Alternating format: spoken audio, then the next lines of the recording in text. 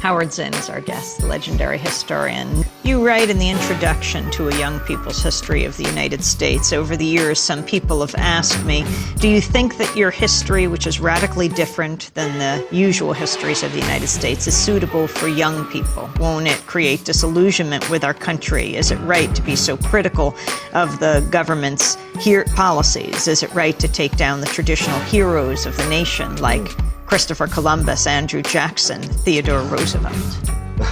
It's true that people have asked that question again and again. Should we tell kids that Columbus, whom they have been told was a great hero, Columbus mutilated Indians and kidnapped them and killed them in pursuit of gold? Should we tell people that Theodore Roosevelt, who is held up as one of our great presidents, was really a warmonger who loved military exploits and who congratulated an American general who committed a massacre in the Philippines? Should we tell young people that? And I think the answer is we should be honest with young people. We should not deceive them. We should be honest about the history of our country. And we should be not only taking down the traditional heroes like Andrew Jackson, Theodore Roosevelt, but we should be giving young people an alternate set of heroes. Instead of Theodore Roosevelt, tell them about Mark Twain.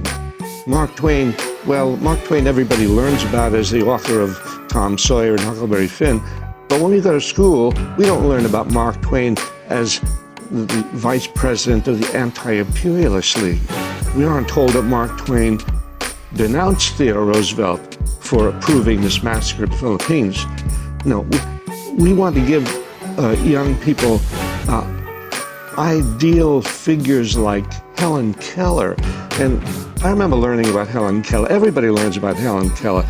A disabled person who overcame her handicaps and became famous.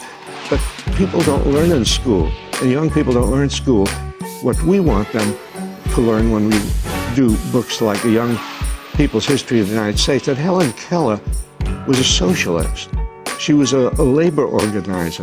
She refused to cross a picket line that was picketing a theater showing a play about her. And so there are these alternate heroes in American history. There's Fannie Lou Hamer and Bob Moses. They're the heroes of the Civil Rights Movement. There are a lot of people who are obscure, who are not known. We have in this young people's history, we have a young hero who was sitting on the bus and in Montgomery, Alabama, refused to leave the front of the bus.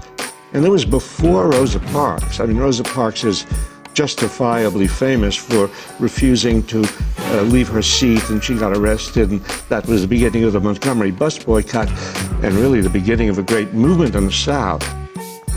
But this 15-year-old girl did it first.